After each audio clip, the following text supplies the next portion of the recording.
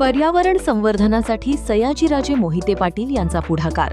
सहकार महर्षी कारखान्याच्या वतीने वृक्षारोपण संपन्न. नमस्कार, आपण पाहत आहात महर्षी डिजिटल न्यूज. आता पाहूया सविस्तर बातमी.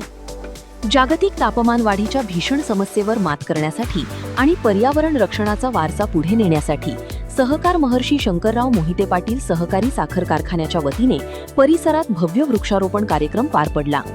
आज सोमवार दिनांक 11 मे 2026 रोजी सकाळी 10:30 वाजता शिवसृष्टी किल्ल्याचे संचालक व नगरसेवक चिरंजीव सयाजीराजे संग्रामसिंह मोहिते पाटील यांच्या शुभहस्ते या मोहिमेचा शुभारंभ करण्यात आला.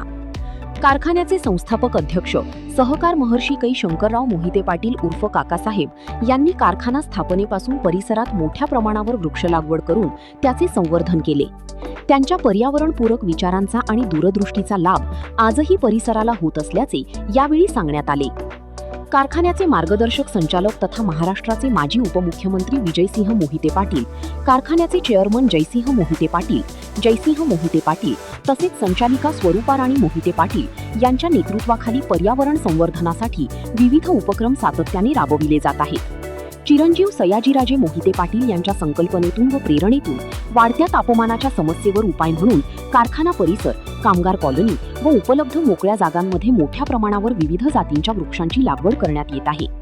कारखाना परिसरात पर्यावरणपूरक वातावरण निर्माण करण्यासाठी व सामाजिक बांधिलकी जपण्यासाठी नियोजनबद्ध पद्धतीने वृक्षारोपण मोहीम राबविण्यात येत आहे.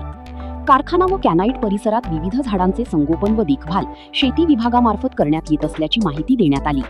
तसेच जागतिक पर्यावरण दिनानिमित्त आणि संपूर्ण महिनाभर मोठ्या प्रमाणावर वृक्ष लागवड करण्याचा मानस माननीय सयाजीराजे मोहिते पाटील यांनी व्यक्त केला.